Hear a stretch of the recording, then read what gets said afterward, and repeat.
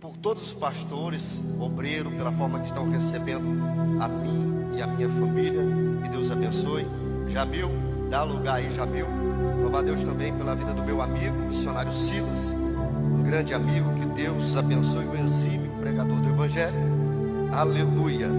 Diz assim, 2 Samuel capítulo 9, versículo 1. E disse Davi: ainda alguém que ficasse da casa de Saul, para que faça o bem por amor a Jonathan. Algumas traduções diz: para que eu use de benevolência por amor a Jonathan. Se assente glorificando ao Senhor. Amados, sem dúvida alguma, o texto que lemos é uma das maiores manifestações da graça do Antigo Testamento. Mas é bem verdade que, para entendermos a preciosidade que abrange esse texto, necessário nos é voltarmos algumas páginas da Bíblia Sagrada e alguns anos na história, e entendermos que a Bíblia diz que o povo de Deus vivia num regime chamado regime teocrático, aonde Deus é que direcionava o povo. Mas a Bíblia vai dizer que a nação de Israel começa a olhar na circunvizinhança e observa que o sistema era de monarquia.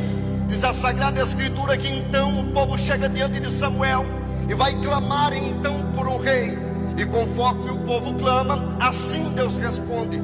E a Bíblia vai dizer que então Saul é o primeiro rei de Israel.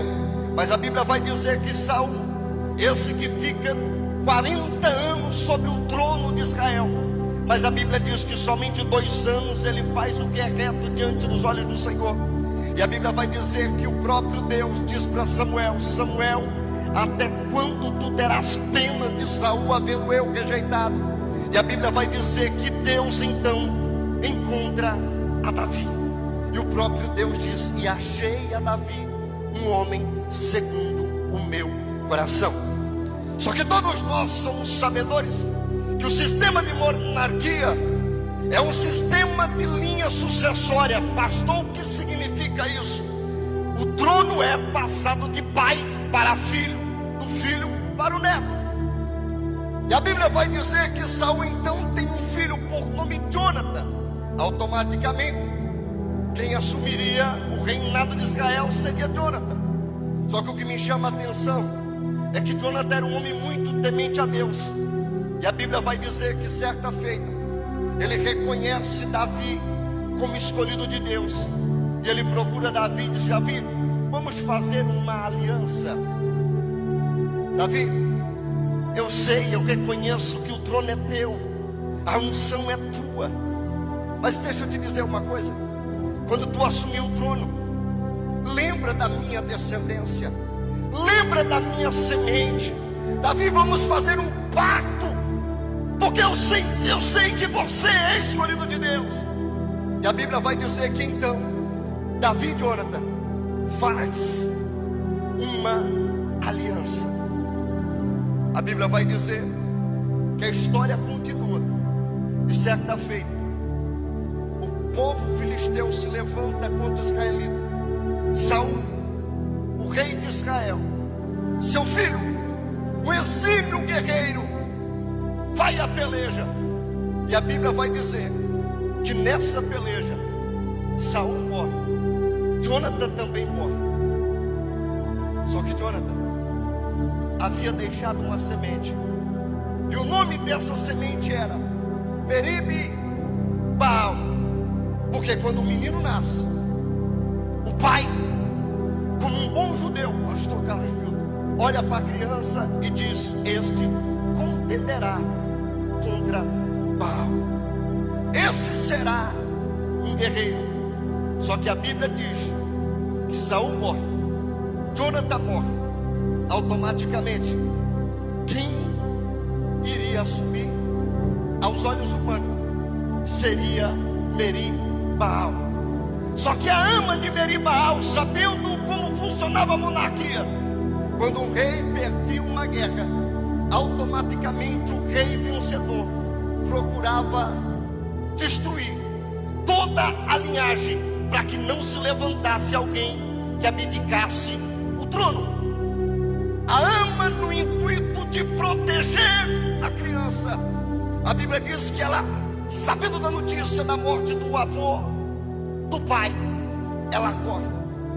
E quando ela corre, com aquela criança de 5 anos nos braços, ela cai, ela tropeça, a criança cai ao chão. E a Bíblia vai dizer que então ela se torna coxo. E o que resta agora, para esse que tinha sangue real na sua veia, para esse que era príncipe de Israel, é somente um lugar. E o lugar é uma localidade chamada Lodebar. Lodebar é uma junção de palavras. A palavra Lo é não, Debar, pasto. O que resta agora é que Meribal fosse para Lodebar. E como se não bastasse, mudam o nome de Meribal. O nome agora passa a ser Mefibosete, que significa vergonha. Sabe o que eu entendo? Queda traz vergonha, porém a graça revela príncipe. A Bíblia vai dizer que passa o tempo, Mefibosete cresce em Lodebar. A Bíblia diz que Davi então assume o reinado como promessa, pastora Rosana. Só que o interessante é que um dia ele está no trono. Davi, como o pastor esses dias, Carlos Milton, disse, Davi nunca perdeu uma batalha. Todas as lutas que Davi quis lutar, o Senhor deu a ele vitória. Só que havia em Israel uma cidade conhecida como a cidade dos Jebus, conhecida como uma cidade fortificada. Cidade essa que quando Deus ordenou para Josué, dizendo, todos os seus de Canaã precisam morrer, porque quando os nossos seus não morrerem, nós seremos incapazes de tomarmos posse de todas as promessas que Deus preparou para as nossas vidas. É necessário que todos os seus da nossa vida, evangelista Elvis Porra, para que nós tomamos posse da totalidade daquilo que Deus tem para as nossas vidas.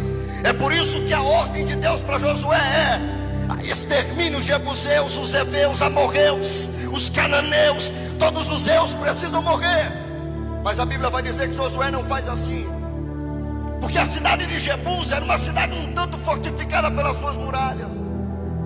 Davi, quando assume o reinado de Israel, ele diz, porque os jebuseus ainda continuam no meio do povo, eu vou invadir, vou tomar a cidade. Só que os jebuseus tinham tanto autoconfiança, que diz a tradição, diz a história, pastor Zé Raimundo, que os jebuseus pegam os seus coxos, pegam os seus cegos e colocam em cima dos muros e diz, eu quero ver Davi tomar essa cidade. Se for preciso, para vencer essa batalha, os nossos coxos e os nossos cegos vencem Davi. Quem Davi pensa que é?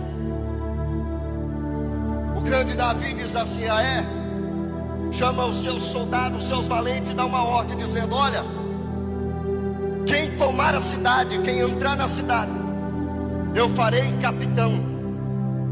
Ei, os valentes dizem, Davi, sangue nos olhos. Falou, deixa com nós, rei. E Davi diz, eu tenho uma tática. Qual que é a tática? Todo mundo que intenta contra Jerusalém ou contra a cidade dos jebuseus, pastor Carlos Milton, eles tentavam contra os muros, mas os muros eram intransponíveis, era impossível vencer. Davi diz assim, vamos fazer diferente. Se nós não conseguimos vencer por cima, nós vamos vencer por baixo. Não, vamos melhorar isso aqui. Davi nos ensina uma grande lição. Tem vitória nas nossas vidas que não vem por cima, ela vem por baixo. As fortificações da cidade dos Jebus tinha uma vulnerabilidade. A vulnerabilidade era os arqueodutos que passavam por baixo das muralhas. E assim Davi e os seus valentes faz. Eles não intentam contra os muros, eles entram por baixo. Ei, não, eu vou dizer, Jesus, eu vou dizer, tem coisa nas nossas vidas que é por baixo. é aos pés dele, é na oração, é por baixo, é se humilhando para obtermos vitória. Deus está falando com alguém aqui essa noite. Não é por cima, é por baixo, porque aquele que se humilha diante da potente mão do Senhor, o Senhor te exalta. Davi obtém vitória, e quando ele toma a cidade, ele faz um decreto. Ele fica tão indignado com a afronta dos jebuseus que ele faz um decreto. E o decreto é: dentro de Jerusalém não entra coxo e não entra cego. Eu, rei Davi, proíbo entrar dentro de Jerusalém coxo e cego. Ele então estabelece o seu reinado como capital, Jerusalém, a cidade que ele havia tomado. Mas a Bíblia vai dizer que um dia ele se lembra de uma aliança que havia sido feita lá atrás. Ele lembra da aliança que ele havia feito com Jonathan. E a aliança é: eu me lembrarei da tua descendência, eu me lembrarei dos teus. Ele pergunta no reinado, alguém que conheça bem a linhagem de Saul. Alguém diz assim: olha, existe um cego chamado Ziba. Eles mandam chamar. Quando Ziba se apresenta diante do rei, a pergunta do rei é: existe ou há alguém ainda da casa de Saul para que eu use de benevolência, para que eu use de bondade, para que eu use de misericórdia? A resposta de Ziba é um tanto reveladora, porque a resposta é: existe um. Só que tem um negócio, rei. Ele é coxo, ele é aleijado. Sabe o que Ziba estava dizendo? Estava dizendo: ó rei, até tem, porém ele não é digno de misericórdia, ele não é digno de entrar, porque há um decreto, e o decreto é: todos pecaram e destituídos estão da glória de Deus. Pastor, o que o senhor está dizendo? Eu estou dizendo que assim como a aliança de Jonathan e Davi, há uma aliança messiânica selada na cruz do Calvário.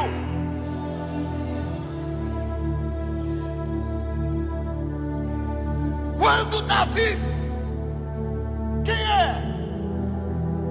É Mefibosete, é um aleijadinho. Aonde ele está? Ele está numa terra sem pasto. Aqui eu entendo uma revelação da parte de Deus. Lembra que eu disse que a terra de Lodebar é uma terra sem pasto? Sabe o que Deus me disse? Deus me disse: Rafael, todo aquele que um dia experimentou de um banquete real e sai ou é levado para longe do banquete, a sua alma se torna insaciável. O que o senhor está dizendo? Lodebar era lugar sem pasto. Sabe o que significa isso, Elvis? Era um lugar que a alma de Mefibosete não podia ser saciada. Pastor, o que o senhor está dizendo? Eu estou dizendo que todas as vezes que uma pessoa sai da presença de Deus, ela vai para o alcoolismo, vai para a droga, vai para a prostituição. E se no primeiro dia ela usa uma substância só um pouquinho, no outro dia a tendência é aumentando, porque a busca dela é constante. Aí vem o poeta e revela algo. Ele diz que todo ser humano carrega um vazio diante de ti, do tamanho de Deus. Todo ser humano há um vazio no seu íntimo que só pode ser preenchido pela presença do Eterno. Você que um dia participou do banquete e hoje já foi levado, quem sabe aconteceu algo traumático, como aconteceu na vida desse jovem, e foi levado para longe, e você tem buscado algo para saciar a tua alma, e tu não tem encontrado. É porque Deus está dizendo: se um dia tu experimentou dos manjares do Rei da graça, somente a graça pode preencher esse vazio. Somente a graça. Porque Lodebar é incapaz de saciar.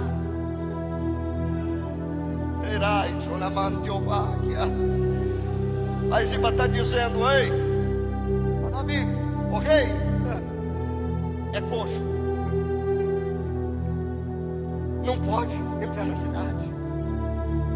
Só que tem um negócio: a aliança tem poder de quebrar decreto. A aliança tem poder de quebrar decreto. Paulo escrevendo, ele diz: todos pecaram e estão destituindo da glória de Deus. Só que ele continua dizendo: ei, pecou, não pode mais, é coxo. Há um decreto dizendo que não há mais possibilidade. Mas ele continua dizendo: sendo justificado gratuitamente por sua graça e por meio da redenção que há em Cristo Jesus. Pastor Rafael, o que o senhor está dizendo? Eu estou dizendo que a Bíblia diz que veio para os seus não receberam, mas todos no qual receberam dele o direito de serem feitos filho de Deus. Pastor Rafael, o que o senhor está dizendo? Vós sois salvo pela graça. Isso não vem de vós, é dom de Deus, para que ninguém se glorie. Pastor Rafael, o que o senhor está dizendo? Eu estou dizendo que não é por mérito, é pela graça de Deus. Há um decreto, há uma sentença, porém o rei tem autoridade, pelo poder da aliança, quebrar o decreto. E a Bíblia vai dizer que Davi dá uma ordem, e a ordem é: manda buscar Mefibosete. A ordem de Deus é, a ordem de Davi é: eu não abro mão de você. A ordem do rei é: eu não abro mão de você. Você tem sangue real nas suas veias. A ordem do rei é: ei, eu não desisto de ti, eu não vou te deixar para trás. Jesus certa feita ele diz assim: daqueles que o meu pai me deu, está aqui na minha mão, ninguém os tomou. Eu imagino Davi mandando preparar a carruagem, e uma cidade de esquecimento, uma cidade sem pasto, que nunca recebeu a visita de um rei, de uma carruagem real, agora vem entrando nos seus portões. Parece que eu estou deslumbrando. Eu disse para o Elvis esses dias: Elvis, parece que eu estou viajando. Eu vejo aquela estrada empoeirada. De repente os habitantes daquela cidade se espantam, porque vem entrando carruagens real naquele lugar. E o endereço é a casa de Marquinhos. Silas, parece que eu vejo Mefibosete, coxo, olhando pela janela, sem esperança, dizendo: esqueceram de mim. Não há mais possibilidade da história mudar. Não há mais condição de sonhar com o quê? Acreditar em quê? Olha na minha situação, olha como estou.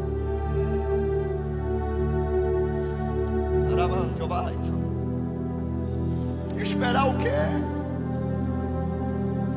Até o meu nome mudaram.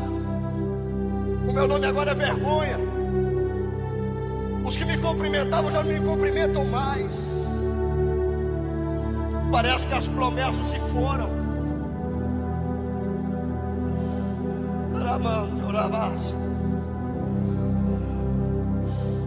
Onde estão as promessas que papai dizia que eu iria ser príncipe?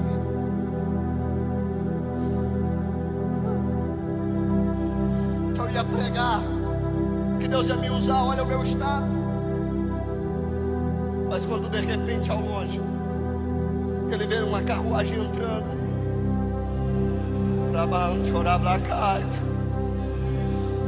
parando na porta de Marquês, e a palavra é: Mefibosete, o rei está te chamando. Quem sabe Mefibosete pensa: acabou para mim, eu vou morrer. Me descobriram. Ei,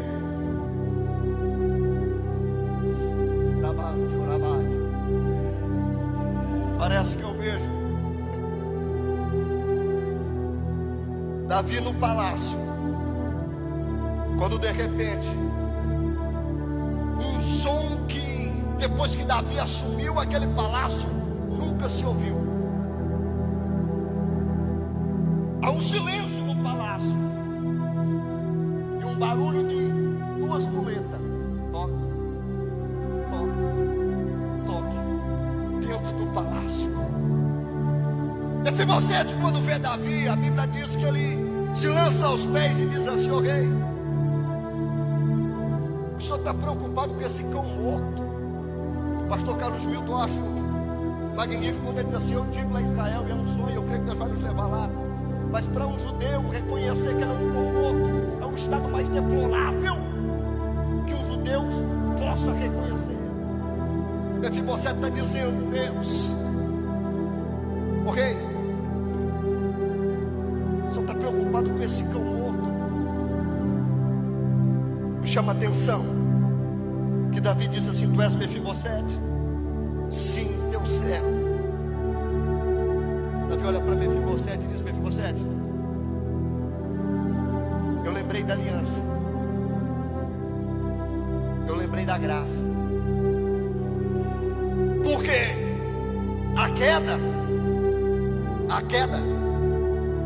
revela vergonha, porém a graça revela o príncipe. É por isso que o salmista vai dizer que Deus tira do mundo duro e coloca para se assentar no meio de príncipe. Não é mérito humano, é graça, é misericórdia. A ordem de Davi é: Mefibosete, a partir de hoje eu vou restituir tudo que era do teu pai. Eu vou restituir tudo que era da tua família. Só que tem um negócio: a graça só é completa, pastor Zé Raimundo, se todo dia você comer à mesa comigo. Você vai comer com Absalão, com Adonias, com Salomão. Você vai comer à mesa todos os dias. Você vai participar da mesa. E sabe por que a ordem de Deus é para participarmos da mesa? Aqui é uma revelação profunda da parte de Deus. Quando Davi está dizendo para Mefibosete que ele vai comer na mesa, pastor Gilmar, todas as vezes que Mefibosete sentava na mesa, ou até mesmo no chão, como aprendemos hoje, e alguém entrava no palácio e olhava Mefibosete do lado de Absalão, do lado do rei, eles viam Mefibosete aqui para cima. Eles viam Mefibosete daqui para cima, as pernas estavam escondidas. Pastor, o que o senhor está dizendo? Eu estou dizendo que diante de Deus as nossas imperfeições é coberta pela graça. A Bíblia vai dizer que Deus pegou a excelência do seu poder e colocou em vasos de barro. Pastor, mas não vamos apontar o dedo para o meu passado. Não, não, não. Nós estamos aqui como irmão servo de Deus para apontar o teu futuro, para te ajudar, para estender as mãos como uma igreja que ama.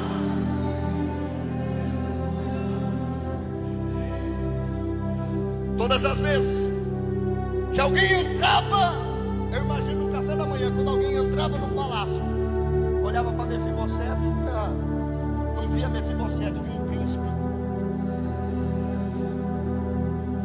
Ei, eu olho para o Elvis alinhado de jeito aqui, meu Jesus, isso é graça, isso é misericórdia, não é mérito humano. Pastor, o que o senhor está dizendo? Eu estou dizendo que hoje o Senhor te trouxe a esse culto evangelístico para dizer: eu preparei para a tua vida um tempo de graça, onde as suas imperfeições serão cobertas. A Bíblia diz que por um homem entrou o pecado, e todos nós pecamos. Mas a Bíblia também vai dizer que por um homem, Jesus Cristo de Nazaré, entrou a graça, entrou o perdão. Pastor, mas já decretaram na minha vida que não há mais solução, não há mais possibilidade. Mas eu quero te dizer que há uma aliança. Há uma aliança que foi selada na cruz do Calvário, aproximadamente 2000 anos. E a última palavra quem dá na sua vida, na minha vida, é Deus. Pastor, o senhor não sabe a minha história. Eu fui rejeitado no ventre. Minha mãe, meu pai me abandonou. Eu quero te dizer que antes que tu fosse formado no ventre da tua mãe, o Senhor já te conhecia. O Senhor já havia te amado. Pastor, mas a sentença contra a minha vida, decretos contra a minha vida. Textual da igreja. Porque Deus amou o mundo de tal maneira que deu o seu Filho unigênito para todo aquele que crer, não pereça, mas tenha a vida eterna.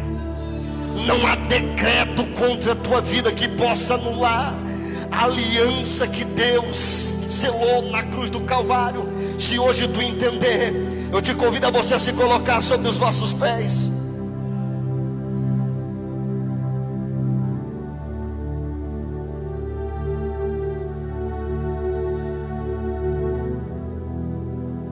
Eu quero perguntar esta noite: aonde está você? Eu lembro da minha infância, e cantava um hino assim: meu amigo de tudo.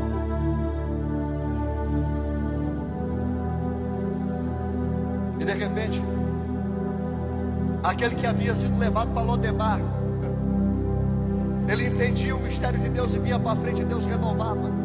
Quantas vezes eu vi pessoas se rendendo aos pés do Senhor e sendo renovadas, pessoas sendo batizadas com o Espírito Santo. É nesse tempo que eu creio para a igreja do Senhor sobre a terra.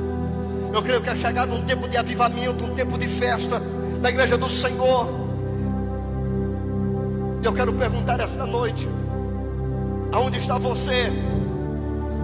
Quem sabe aconteceu algo na tua vida, palavras, circunstância, que te levaram para longe da mesa do banquete do rei. Mas hoje o Senhor está dizendo: é tempo de voltar. O Senhor está te dizendo: ei, eu não abro mão de você. O rei se lembrou de você hoje. O Senhor está dizendo: é tempo de refrigério para a tua alma. Pastor, eu estou desesperado, eu já não consigo mais, eu não estou suportando mais a luta, eu já não estou mais suportando o fardo. E o Senhor está dizendo: vinde a mim todos que estáis cansados e sobrecarregados. O Senhor está dizendo: é tempo de vir. Aonde está você essa noite?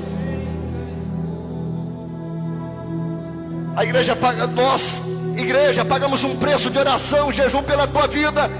E o Espírito Santo de Deus te trouxe a esse lugar, não porque você não tinha lugar melhor para ir, não, não, não. Bíblia vai dizer que não foi nós que escolhemos ao Senhor, mas pelo contrário, foi o Senhor que nos escolheu. Onde está você? Que o Senhor está dizendo, é tempo de voltar. Eu quero trazer um bálsamo sobre a tua vida. Eu quero te curar dos teus traumas, das suas aflições. Aonde está você? O Senhor está dizendo, ei, eu quero te amar. Eu quero manifestar do meu amor, da minha graça na tua vida. Não importa o quão distante tu esteja, hoje a graça te alcança, a misericórdia te alcança.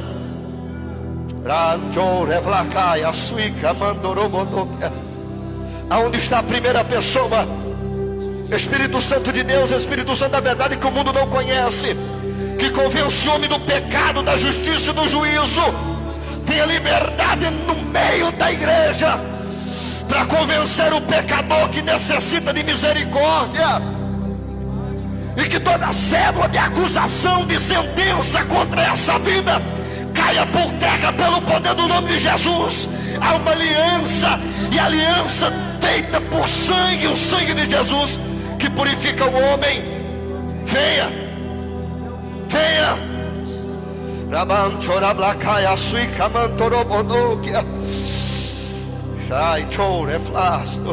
Você que está distanciado dos caminhos do Senhor, o Senhor está falando ao teu coração. O seu corpo está trêmulo. O Espírito Santo de Deus está dizendo ao teu coração, é tempo de voltar. Você é príncipe, você é princesa, você tem sangue azul.